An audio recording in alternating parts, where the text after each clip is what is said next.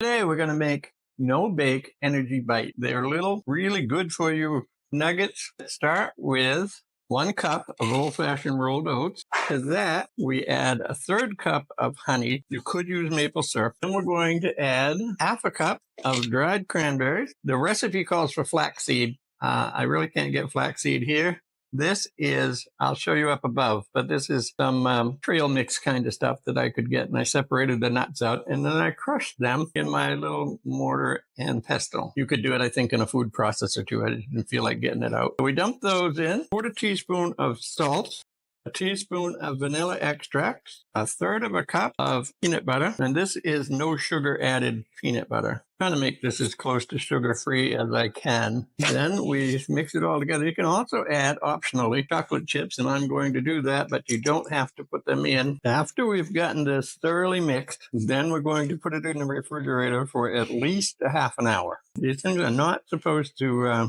need refrigeration, but after the initial chill, you're supposed to be able to store them in an airtight container for as much as a week at room temperature. All right, now we're headed for the refrigerator. This is refrigerated for more than an hour, and it's kind of firm. Then what you do is you take a little bit, and you make it into a ball. Just a little bite-sized ball. Okay, now I'm going to put them in a bowl and put a cover on it and put them in the fridge. The rest that's still in the mixing bowl, I have other plans for. I actually think these would be, they're very, very good, but I think they'd be slightly better with some semi-sweet chocolate coating. So I looked on the Hershey's website to see how to make dippable chocolate, and they said put shortening in it. So I've done that. In fact, this is butter-flavored shortening in this. And they said to melt it in a heat-proof bowl that's inside a bowl of water. This is going to drop off of here bigger than anything. But be very, very careful that you don't get any chocolate water in the chocolate. Who knows, I'd call this dippable, but it is melted enough for it to stick onto the energy bite. My thoughts are this is going to make it less sticky. It is. These balls are fairly sticky. They've been sitting here out at room temperature for more than an hour now. So they should be as soft as they're going to get.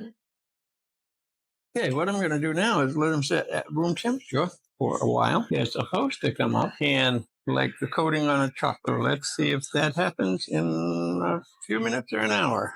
Okay, I ended up putting them in the fridge, and they now very hard, nice hard shell. They're delicious.